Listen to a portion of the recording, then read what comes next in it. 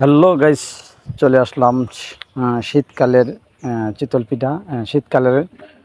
চিতল পিঠা গরমকালে খেতে আসি। তো আজ ফজরের নামাজের পর যখন সকালবেলা একটু লড়াচড়ার পর যখন খুব খিদা লাগে তখন একটা চিতল পিঠা খাই, খুব ভালো লাগে। তো আজকে আসলাম আপনাদেরকে ব্লগে এবং দেখানোর জন্য যে চিতল পিঠা কীভাবে তৈরি করে আর কত কাস্টমার এই গরম সিজনে। এটা খুব, আপনারা জানেন অনেকে শীত সিজনে পিঠা বিক্রি হয়। চিতল পিঠা তো আমাদের মধ্যনগর মাদ্রাসা বাজারে ওবায়দুল্লার দোকানে আমরা দেখতেছি যে এখন সিরিয়াল 4টা চলে নিছে। এখন সিরিয়াল অনেক লোক বসে রয়েছে, আমিও বসে রয়েছি। তো ভাবলাম যে একটা ব্লগ ভিডিও এবং আপনাদেরকে বানাই, দেখাই কীভাবে চিতল পিঠা বানাই। দেখতে আছেন যে ডিম গস্তাছে বা অথবা ডিম, শুধু ডিম পিঠাই অনেক লোক আপনারা পিছনে বসে রয়েছে, টিভি দেওয়া আছে। তো আপনারা আসবেন এখানে, দেখবেন খুব ভালো চিতল পিঠা, ওবায়দুলের চিতল পিঠা। তা দেখতে দেখতে দেখতে দেখতে অনেকগুলা হয়ে গেছে, দেখা যায় আপনার দেখছে শুধু ডিম পিঠা দেখতে পাচ্ছেন যে খুব ডিম পিঠা। আর ওর যে পাতিলের মধ্যে যে খায় এটা নাড়াচাড়া দিয়ে অনেক খুব ইয়াভাবে লাগে।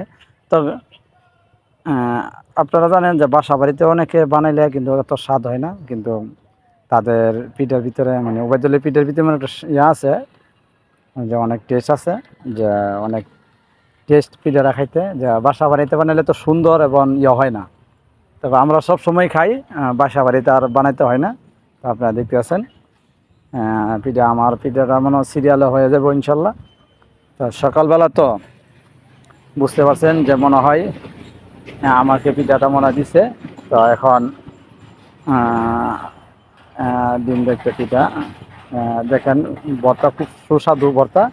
আপনারা দেখতে পাচ্ছেন যে শুটকি লাড়া, যেটা মাছের বোনা লাড়া, খুব টেস্ট। আপনারা আসবেন। আর এখানে পিছনে দেখেন অনেক লোক বসে রয়েছে। চার চুলা, মানে গ্যাসের চার চুলা দিয়ে সেই চিতল পিঠা বানাই। তো দেখতে দেখতে অনেক সময় হয়ে গেল। তো এখন আমার সিরিয়াল চলে আসলো মনে হয়। তো আপনারা দেখতে আছেন মধ্যনগর মাদ্রাসা বাজার ওবায়দুলের চিতল পিঠা, খুবই টেস্ট। এখন আমারটা নিব, কিভাবে বানায় কিভাবে দেয়, কত দূরত্ব পাবে। এই যে দেখেন,